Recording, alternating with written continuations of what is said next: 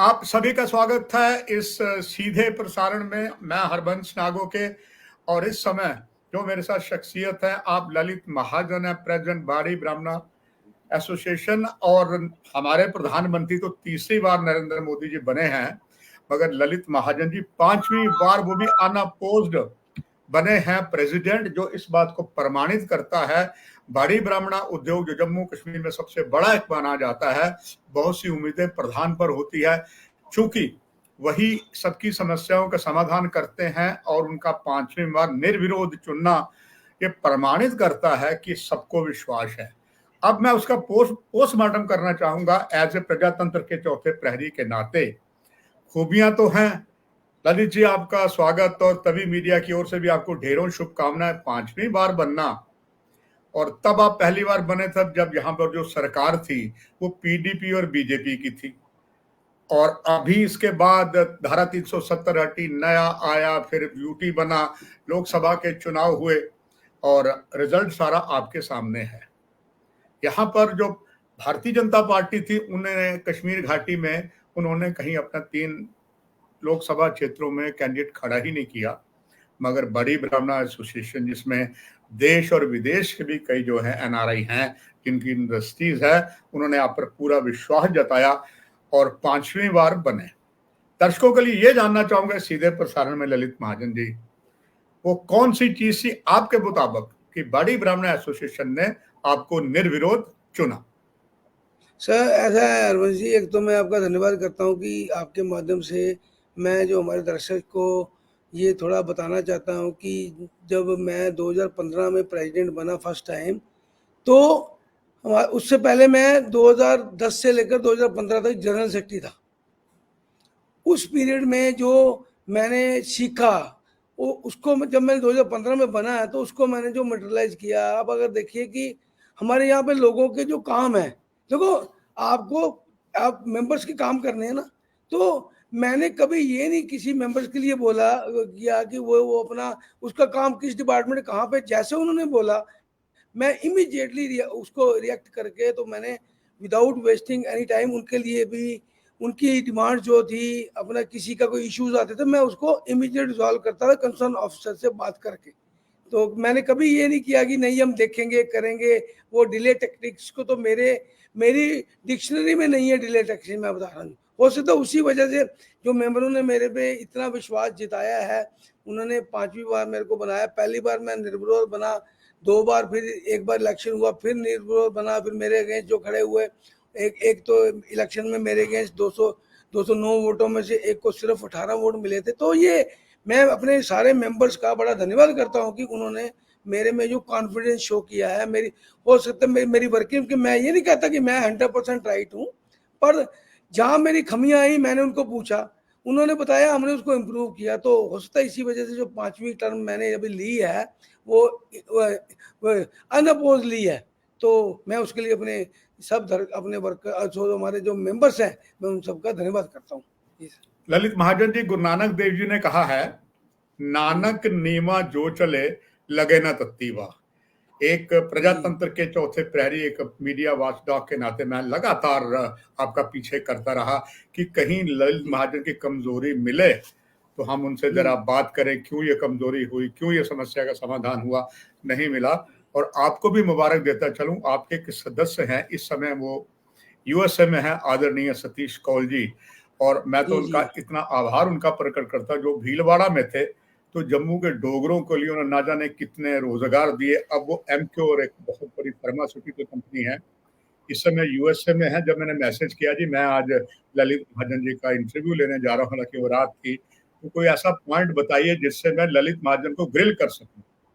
आप विश्वास करिए, इस कौल जी ने कहा, I feel there is no any minus, he is always, as you said Lalit Mahajan, he is always trying day and night solving the industry's problem.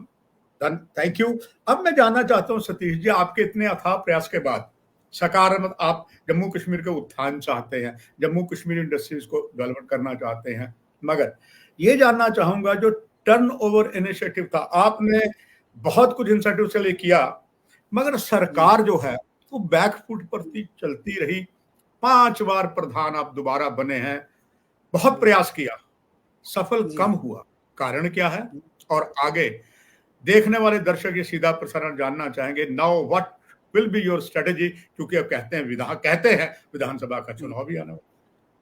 Sir, मैं एक चीज़ कहना चाहूँगा कि जब यहाँ पे पॉपुलर गवर्नमेंट थी, पीडीपी बीजेपी की गवर्नमेंट थी, उस टाइम हम लोगों ने उस टाइम हम लोगों ने जब गवर्नमेंट से टेकअप किया, जब इन्होंने टोल टैक्स को इन्होंने यहाँ से जब रिमूव कर दिया, तो उस टाइम पीडीपी गवर्नमेंट तो जा चुकी थी।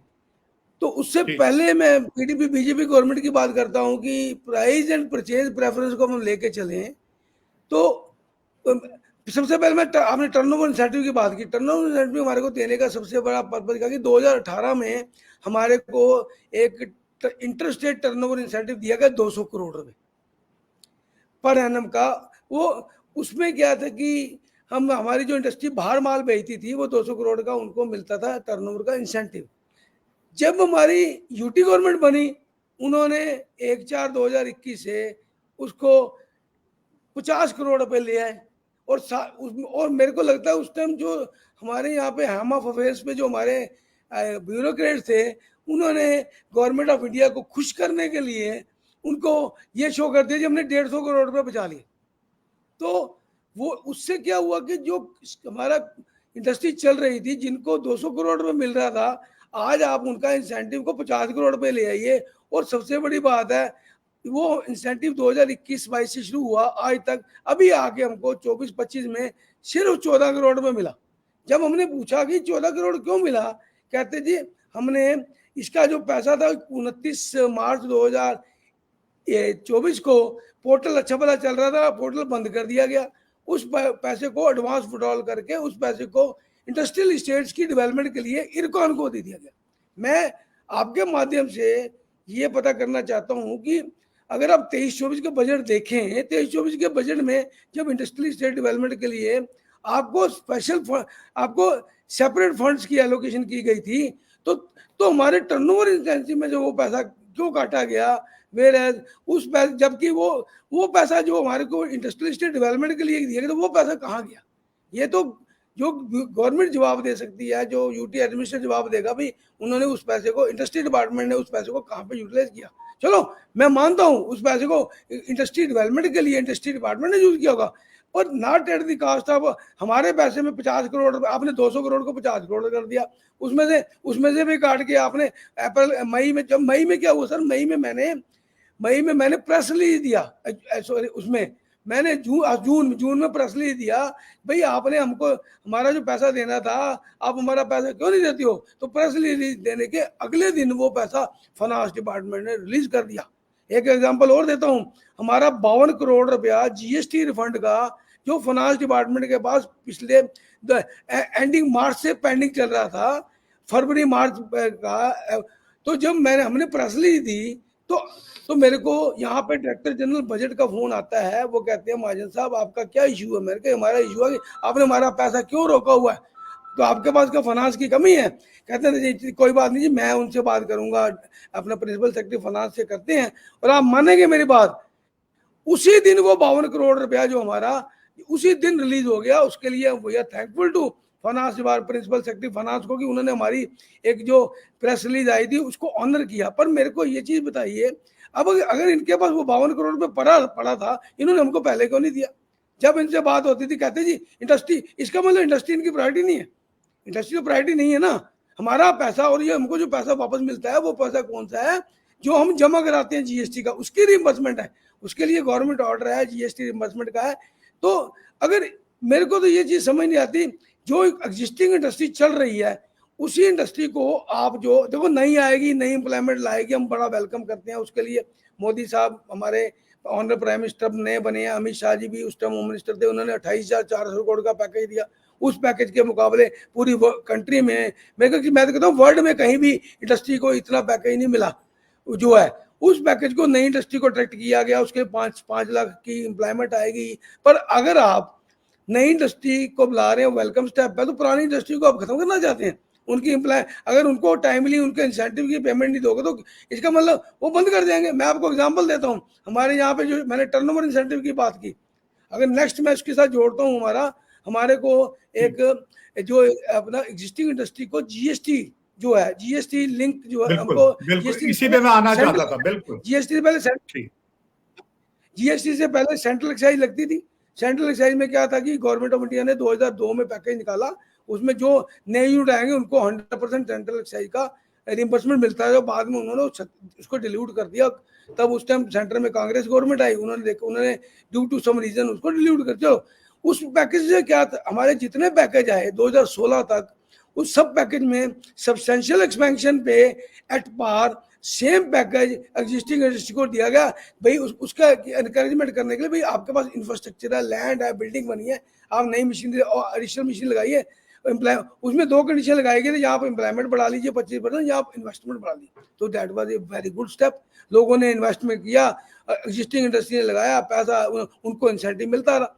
जब जीएसटी में कन्वर्ट हो गया उस टाइम भी, आप मानेंगे, उस टाइम भी जब जीएसटी में कन्वर्ट हो गया सेंट्रल एक्साइज, उस टाइम भी हमारे लोगों को सब्सटेंशियल एक्सपेंशन पूरा बेनिफिट था, और अभी तक उनको मिल रहा है, पर उसमें टाइम लिमिट थी 10 साल की। अब क्या हो गया, 2017 में आ गया, 2016 में जिन्होंने एक्सपेंशन की उनको मिल रहा है। अब उसमें कई यूनिट ऐसे जिन्होंने 15 में की, 14 में की, 13, जिन्हें 14 में की उनका 10 साल उनका खत्म हो गया। Now they are packing up, they are going to other state. वो कहते हैं जब हमको यहाँ इंसेंटिव भी नहीं मिलना, हमको यहाँ पे जब इंसेंटिव, हमारी additional cost of raw material आती है, तो हम यहाँ पे फैक्ट्री क्यों चलाएंगे।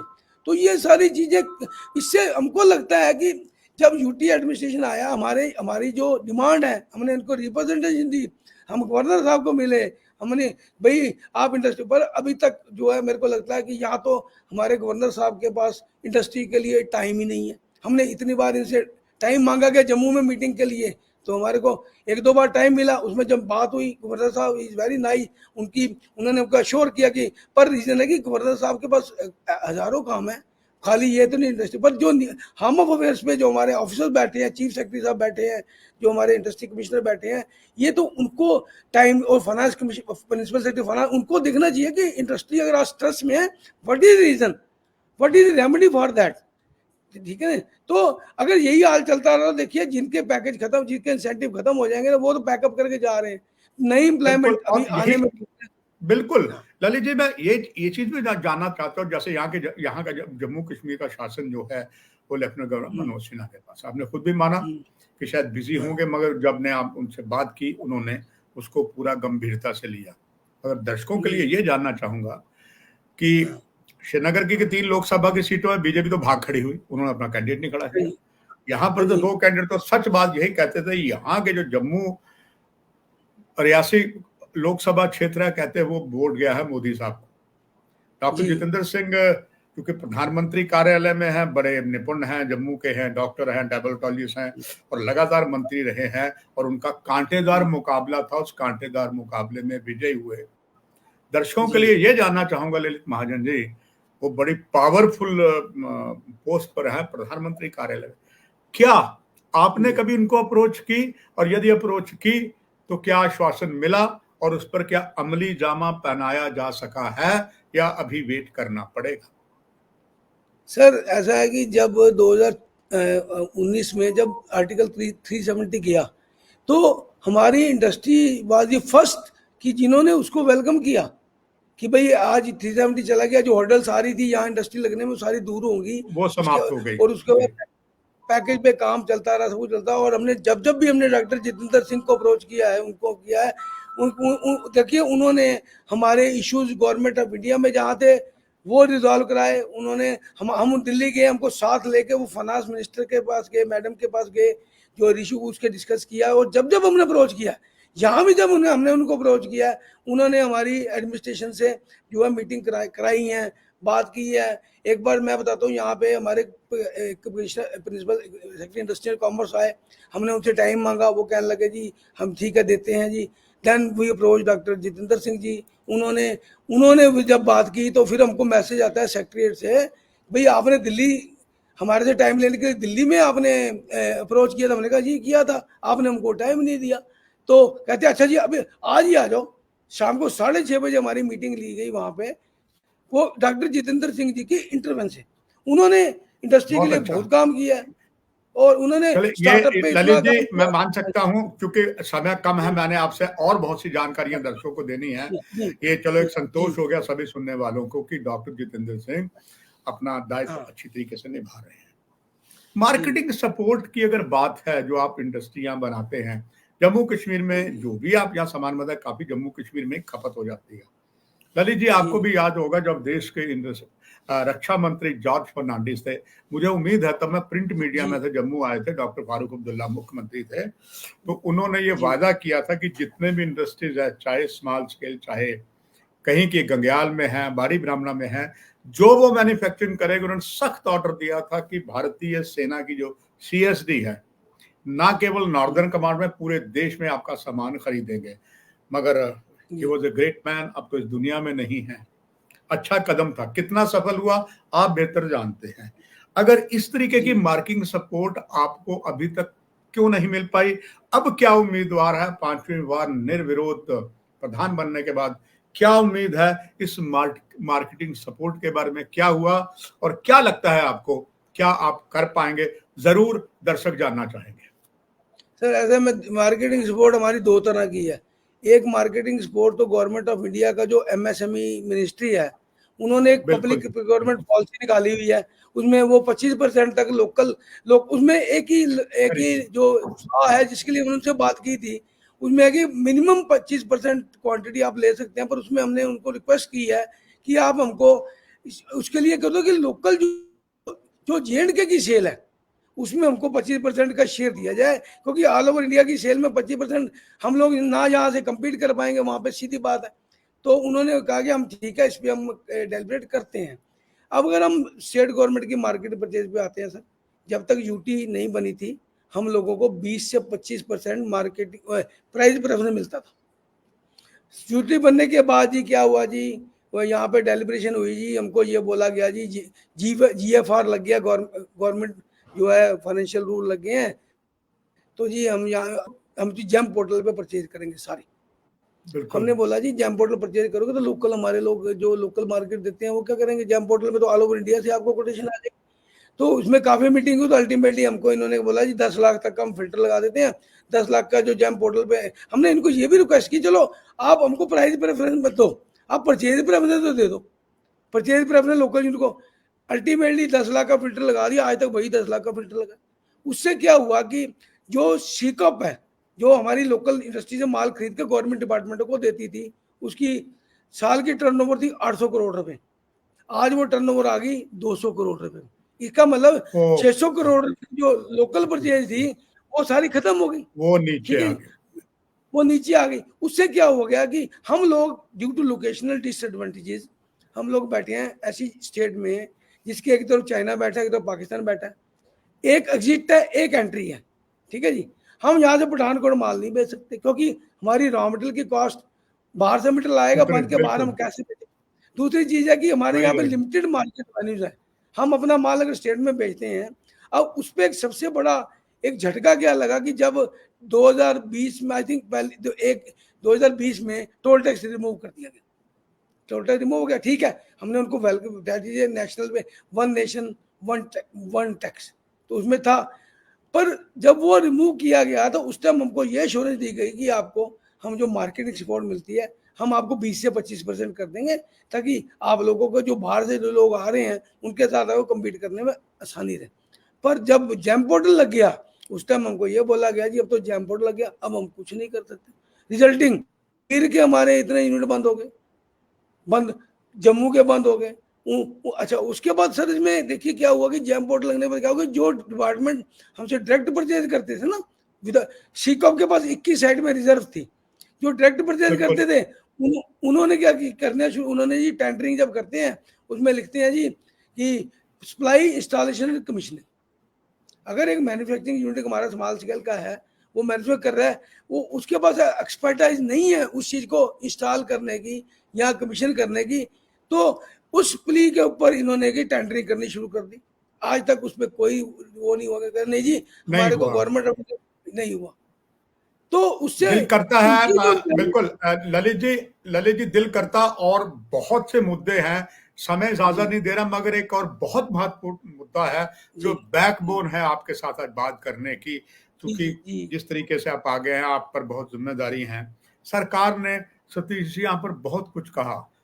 जब हम्म, पीडीपी बीजेपी गवर्नमेंट आई थी, तब जी बाहर ब्यूरोक्रेट भेजे गए, मुफ्ती साहब खुद गए, दूसरे गए कि जी उद्योग वालों को यहाँ आए, फिर एलजी साहब भी गए और कहा जी हम आपको जमीन देंगे, मगर एज ए चौथे डेमोक्रेसी का एक वॉच डॉग, फोर्थ पिलर का होने के नाते जब मैंने किसी से बात की, लोग इंटरेस्टेड नहीं है जैसे हिमाचल में इंटरेस्टेड है। जानना चाहूंगा, जी जो यहाँ जमीन का मामला है, सरकार वादे तो बहुत करती है, आप भी उम्र में हमारा ज्यादा फर्क नहीं है, और दुश्मन फिल्म थी पुरानी, इसमें एक गाना था, वादा तेरा वादा वादे पे तेरे मारा गया बंदा था मैं सीधा साधा, वो हाल जी इसने प्रशासन ने किया है।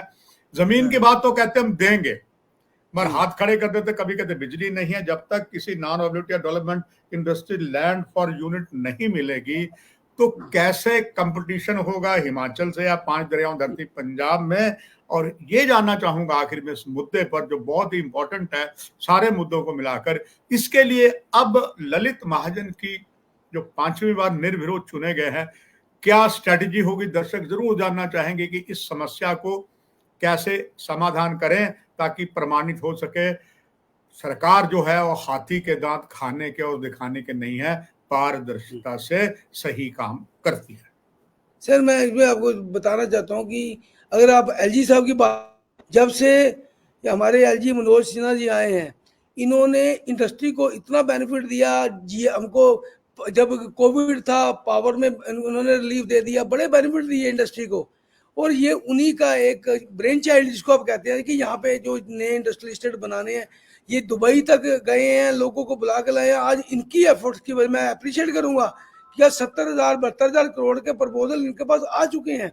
पर अगर आप 2-3 दिन पहले का अखबार उठा के देखें, नई इन्वेस्टमेंट के सारी 5,800 मोदी साहब के आने से पहले जो था कि 5,800 कुछ करोड़ रुपए की इन्वेस्टमेंट आई है, 28,400 करोड़ रुपए हमारे पास पड़ा है। अगर हम उसको यूटिलाइज नहीं कर पाएंगे तो वो हमारा बहुत बड़ा बैड लक होगा। उसकी कारण क्या है, जब 1/4/2021 को जब ये पैकेज अनाउंस हो गया, तो इन्होंने लैंड जी उस टाइम आइडेंटिफाइड कर दिया। अरे हमने आज तक पूरी कंट्री में नहीं देखा कि हिमाचल क्या करता है, लैंड डेवलप करता है फिर इंडस्ट्रीज को बुलाता है। आप यूपी देख लो, यूपी में हमारा तो 72,000 करोड़ का, यूपी में कितने 10 लाख करोड़ रुपए का उनके पास इन्वेस्टमेंट आई है। और यहाँ इंडस्ट्री हमारे जब पैकेज आया, गवर्नर साहब ने उनको इन्वाइट किया, लोग आए, लोग यहाँ धक्के खा के चले गए, उनको जमीन नहीं मिली जी। यहाँ पे डेवलप लैंड ही नहीं थी।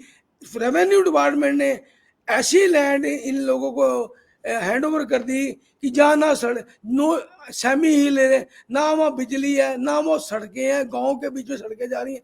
तो मैं पूछना चाहता हूँ कि इंडस्ट्री डिपार्टमेंट को कि जब आपने वो लैंड ली तो आपने उस टाइम क्या देखा कि उस लैंड को क्या करेंगे आप, जो लैंड यूजेबल ही नहीं। आप जम्मू पठानकोट नेशनल हाईवे है, इसके साथ लैंड लो ना।